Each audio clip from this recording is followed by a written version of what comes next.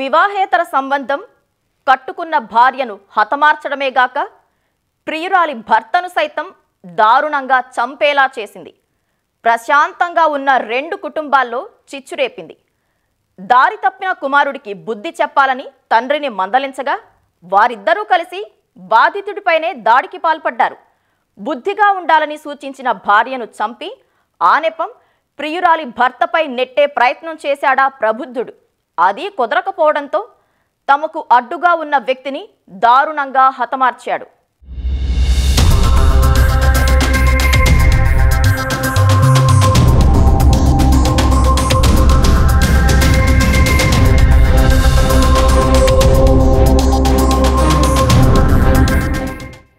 పల్నాడు జిల్లా వినుకొండ మండలం ఏనుగుపాలెంకు చెందిన గుంటూరు శివకు భార్య, ఇద్దరు పిల్లలు. సొంతూరులోనే వ్యవసాయం చేసుకుంటూ హాయిగా జీవిస్తున్న శివ కుటుంబంలో చిచ్చురేగింది. తన పొలం పక్కనే వెంకట్రావు పొలం ఉండగా అక్కడికి అతని బావ చింతా శ్రీను తరచూ వస్తూ ఉండేవాడు. ఈ క్రమంలో చింతా శ్రీనుకు శివ భార్యకు వివాహేతర సంబంధం ఏర్పడింది. దీనిపై పలుమార్లు శివ శ్రీనును హెచ్చరించాడు. పద్ధతి మార్చుకోవాలని సూచించాడు. ఎంత చెప్పినా వినకపోవడంతో శివతో పాటు ఆయన తండ్రి ఆంజనేయులు కలిసి శ్రీను ఇంటికి వెళ్లి గొడవ పెట్టుకున్నారు. అక్కడ శ్రీనుతో పాటు అతని తండ్రి సుబ్బారావు శివపై దాడి చేశారు. గొడవలు పెరిగిపోతున్నాయని భావించి శివ భార్య శ్రీనును దూరం పెట్టింది. అయినప్పటికీ పదే పదే ఒత్తిడి చేస్తూ ఉండడంతో వినుకొండ పోలీస్ స్టేషన్లో కేసు పెట్టడంతో శివ, శ్రీనుల మధ్య వివాదం తారాస్థాయికి చేరింది.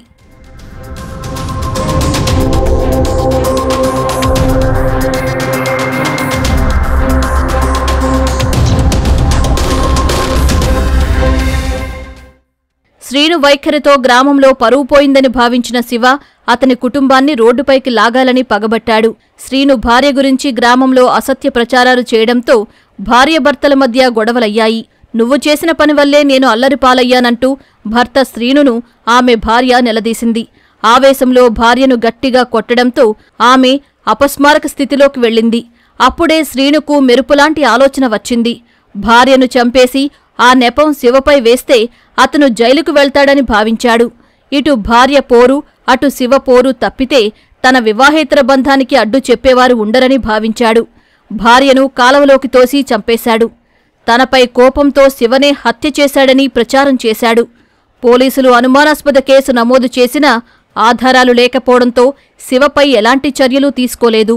మాకు స్పెసిఫిక్ గా తెలియవచ్చింది ఏంటంటే ఈ డిసీజ్డ్ యొక్క భార్యతోటి సమ్ ఇల్లీగల్ కాంటాక్ట్స్ ఇతనికి ఈ యవన్, ఇతను చింతల సీను, ఇతను మెయిన్ ముద్దాయి ఏదో ఉంది అని ఒక ఆరోపణలు ఉన్నాయి అక్కడ.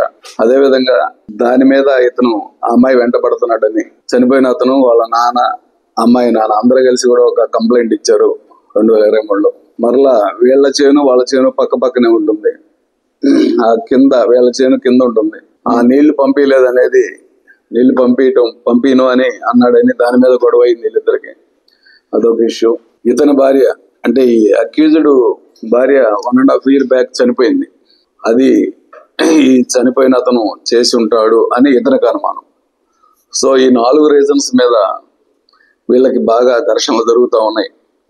మొన్న 6వ తారీఖు నాడు ఒకరు పొంచి ఇతను అక్కడ ఇతను వాళ్ళ పక్కన ఉన్న వాళ్ళ బావ, 3వ అతను వాళ్ళ నాన్నగారు వాళ్ళ అసిస్టెన్స్ తీసుకొని అతన్ని అక్కడ పదునైన ఆయుధాలు ఉపయోగించి చంపివేయడం జరిగింది. ఆ ఆయుధాలు కూడా మేము రికవరీ చేయడం జరిగింది.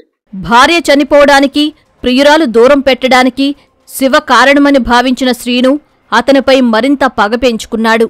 అతని అడ్డు తొలగించుకోవాలని అవకాశం కోసం ఎదురు చూస్తున్నాడు. ఈ క్రమంలోనే పొలం వద్ద నీటిని బయటకు పంపే విషయంలో శివకు, శ్రీను బావకు గొడవయింది. ఇదే అదునుగా భావించి శ్రీను, అతని తండ్రి సుబ్బారావు, బావ వెంకట్రావు కలిసి శివను హత్య చేసి పరారయ్యారు. అక్కడే వదిలేసిన చెప్పులను చూసి పోలీసులు నిందితులను గుర్తించారు.